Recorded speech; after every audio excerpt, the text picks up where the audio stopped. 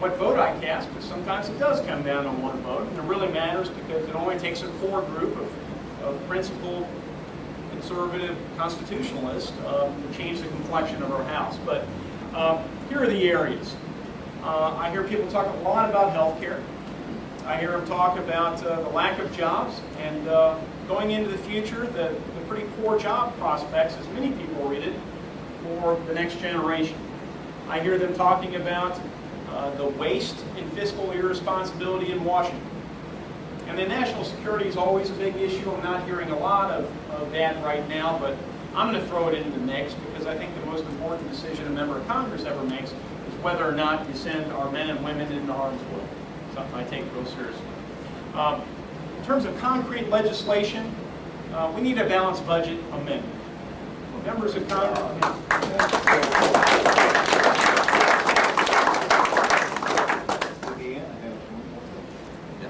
None of this pay-go. Pay-go's a dodge. Pay-go's fake.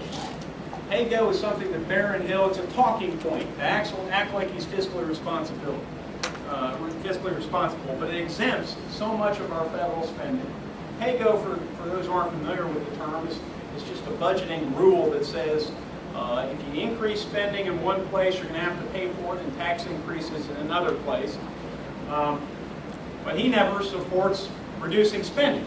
So pay-go for him is just guaranteed higher taxes in the future.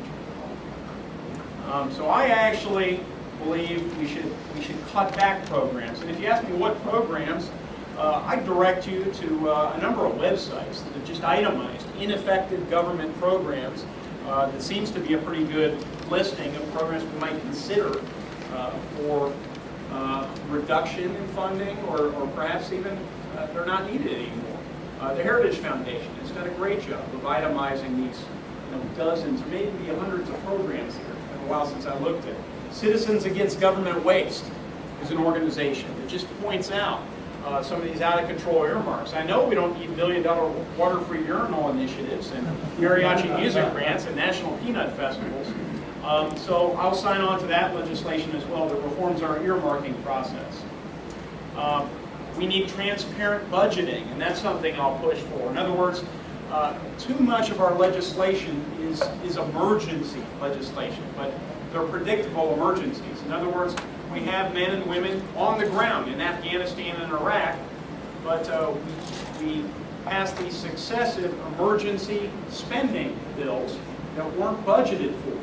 Well, we need to do honest accounting as businesses do and take account of those expenses when we're doing our budget. Stop spending more than we're bringing in. It's the bottom line.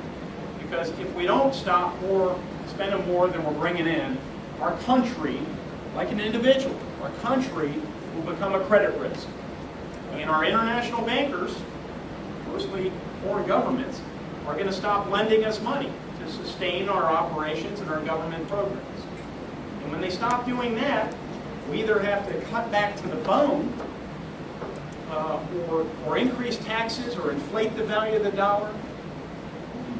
None of these things are things that right now the American people have an appetite for. So why not be responsible and start rolling back the size of the state right now?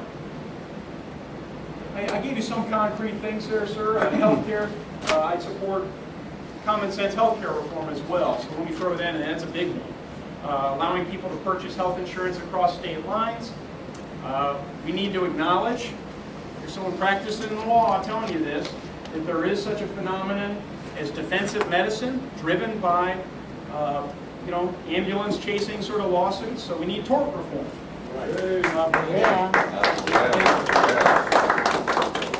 And we need to give private individuals and small businesses the opportunity to pool their resources together for buying power and negotiate better rates with insurance companies. So there are a few common sensible things that should be in our health care reform. Was there a question over here? Yes. I'm appalled with the federal government's idea of the health care industry. I'm a registered nurse. I work in the health care, so I know what I'm talking about. Why aren't they required to live under the same legislation we do? Why do they get their premier health care and the rest of us who are paying for their health care are looking at being faced with rationing and tell them, have a group of people decide what's best for your health care, what's best for you. Again, with the deficit, me and my husband, we live by what we make.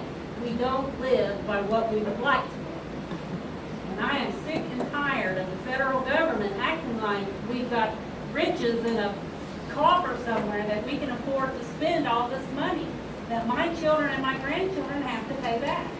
So what are we going to do? What are we going to do about that?